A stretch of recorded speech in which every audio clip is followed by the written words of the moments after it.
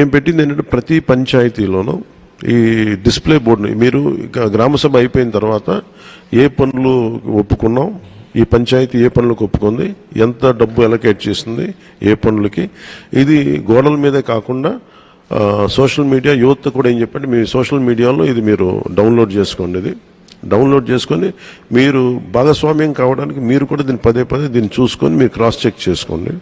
అది మీకు అడిగే హక్కు ఉంటుంది అనేది ఇలా చెప్తున్నాం. 2 సోషల్ ఆడిట్ మటుకు చాలా బలంగా తీసుకున్నాం. సోషల్ ఆడిట్లు గతంలో కూడా మన సోషల్ ఆడిట్ చేసిన హెడ్ మీద కూడా చాలా అభియోగాలు వచ్చినాయి. ఆయనతో మాట్లాడాను కానీ ఆయనతో అభియోగాలు వచ్చినాయి.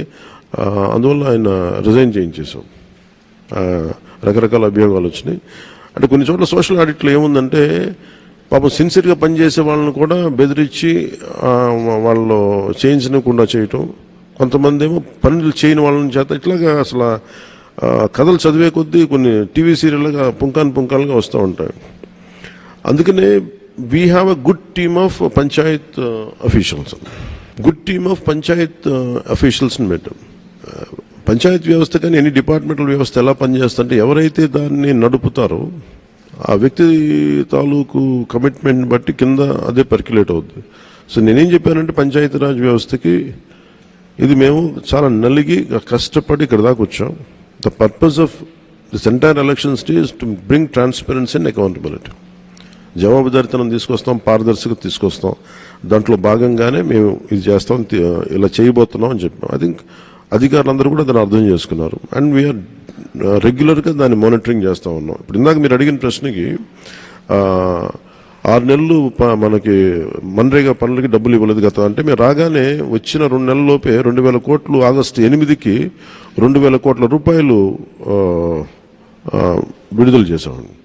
అలాగే మెటీరియల్ కాంపోనెంట్ గ్రాంట్ కూడా వచ్చింది, అది కూడా ఇచ్చేస్తాం.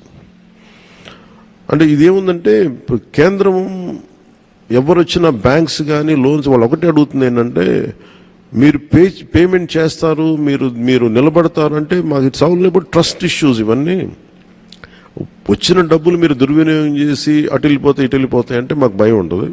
చాలా పథకాలు గ్రాంట్ కాస్త రీఇంబర్స్మెంట్ అయిపోయింది. సో రీఇంబర్స్మెంట్ నుంచి తిరిగి దీన్ని గ్రాంట్కి తీసుకెళ్లాల్సిన పరిస్థితి.